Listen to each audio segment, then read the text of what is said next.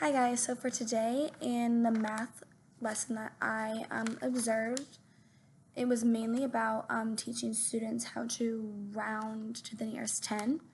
And this is the learning goal, so I wrote it down. I can round two-digit numbers to the nearest 10.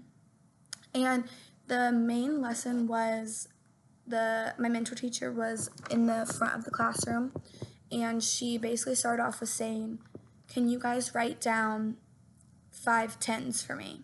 And then all the students wrote down 50, and then she did this multiple times, so they got the concept that there's 5 tens and 50, there's 8 tens and 80. And then she had students draw out a vertical number line going up and down and having them put 0, 10, and then asking them what's in between 0 and 10. Like, what's the middle ground? And then everyone said 5, so they put 5, and she wanted to show that it's broken up by 5s. And then she started implicating that what is 3 closer to, 0 or 10?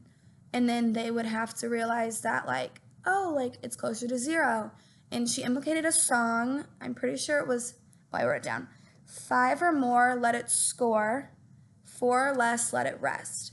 And so every time they completed what's a question what's between 20 and 30, and then what is 26 closer to, 20 or 30, and they would have to be that's 5 or more, let it score. So that was a very good connection and tool that they were able to use to understand it. And then after that they went over it a little bit, they went in their math books, and it was really cool to see. They were all writing their vertical number lines, and then they were writing it all down and filling in the blanks. And then they were going ooh, 5 more, let it score. Ooh, 4 less, let it rest.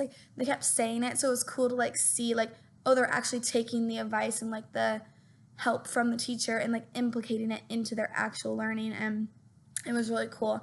But that was mainly the lesson and what that was over, and I had a lot of fun being able to experience it. Thank you.